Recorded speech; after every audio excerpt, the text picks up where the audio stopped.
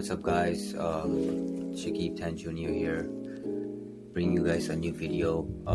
Today I want to talk about a video that, a book that I have read. I actually read this book twice within the last few months, and the reason I read it twice is because it was one of those books that really had an impact on me. I always lacked being consistent and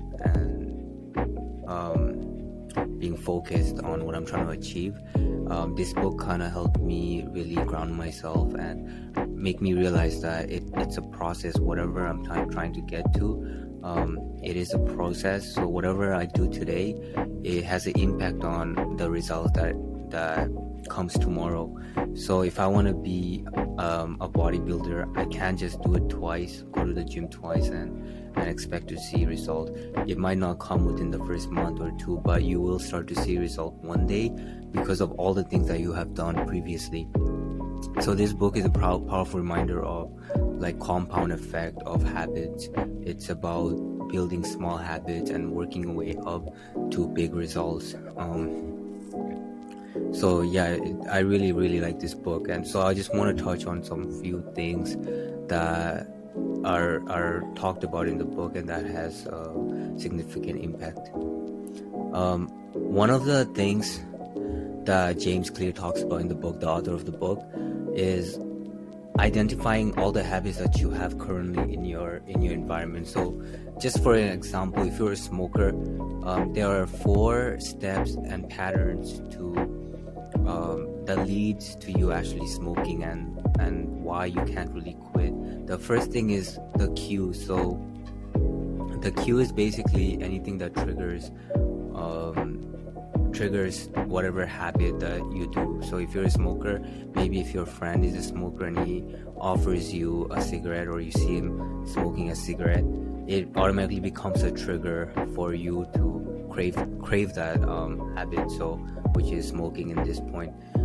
Number 2 is the craving. So the cue causes the craving, and which then results in a response. So that results in you actually taking action on that craving. Like, so if you take the cigarette from your friend and you start smoking it, that's your response. And then number 4 is the reward you get from smoking that cigarette. So your brain automatically saw a opportunity for you to get a reward, which the cue was your friend showing you a cigarette, or you seen your friend smoking a cigarette, which then led to you craving it, and then your response was to take that cigarette and smoke it, and then that gave you the reward. So identifying any habits that you already have in your current life, whatever it is, if it's eating junk food or watching too much TV, anything that gives you satisfaction and reward, there is 3 steps before that leads you to that point, and which are these ones that I just talked about. So forming a new habit, there is 4 things that you have to take into consideration. So building a new habit, you have to make it obvious, attractive, easy, and satisfying. So the goal is to make your choices. The goal is to choose your environment. Sorry, I wrote that wrong. Choose your environment wisely. So your environment really shapes your behavior and controls a lot of your habits. I think James Clear, I remember in the book, makes he talks about how a company wanted their employees to drink more water. So what they did was, instead of having Coca-Cola machines and stuff, they started replacing it with water and putting water in every single corner to make it more obvious and transparent. So that's the number 1 thing. Whatever you're trying to change or build a habit, you have to make it very clear and obvious. So if you're trying to go to the gym, you need to have maybe your gym clothes next to you, or have water bottle or pre-workout. Just make it obvious and build your environment to match whatever you're trying to do. Number 2 is make it attractive. So once you work out, let's say it feels good to work out, or you feel good about it, that makes it more attractive and enjoyable to work out, because you look better and it's more satisfying. You should also make it very easy. So one thing James Clear makes very strong argument in the book is you should never really go all in at once. So if you're trying to go to the gym, don't go 40 minutes your first day. Start small, make it very easy for yourself to get through the door. If you're trying to read a book, don't try to read 100 pages on your first day.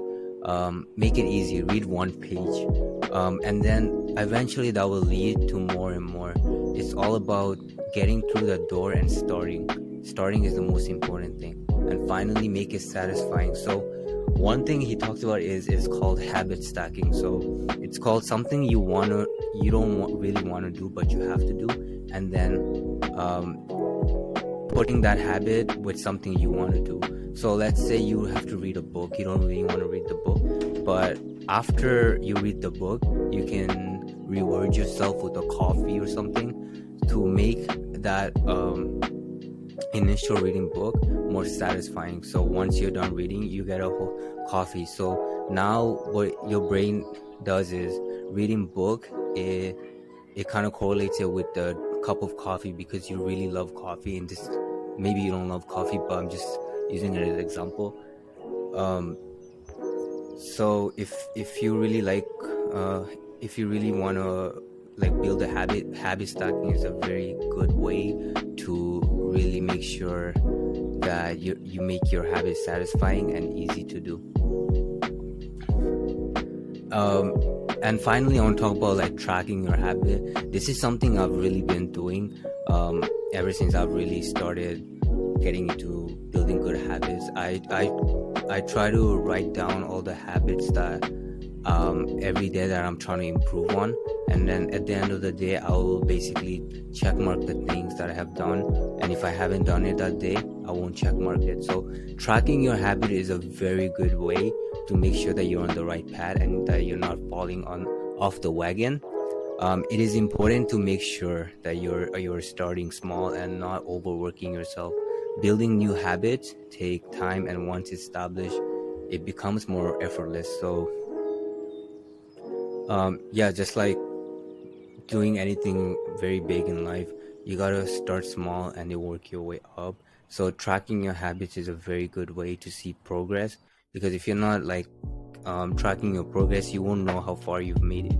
So these are 4 things that I have really learned from this book. This book I really recommend it because there is so much things that it goes in details, but I just wanted to talk about it broadly, because I feel like this book is very life-changing, and it could be very life-changing for a lot of people, because habits are very important if you want to succeed in life. And so I really recommend this book. Thanks for watching, guys. These are the 4 points that I really wanted to make about this book, and